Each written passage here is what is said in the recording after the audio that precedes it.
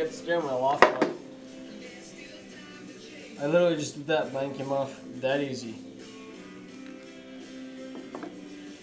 I know Rooney was gonna make a video where he took the, what do you call it, the pulley off, and he said put the liquid wrench on it, so I figured I'd just try it first, but it just came off like that.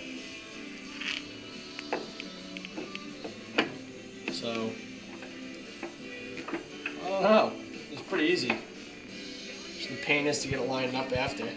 It's not really that bad, but I thought it was kind of funny. It's that easy.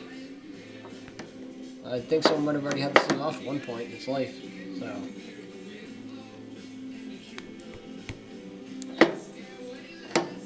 I don't know.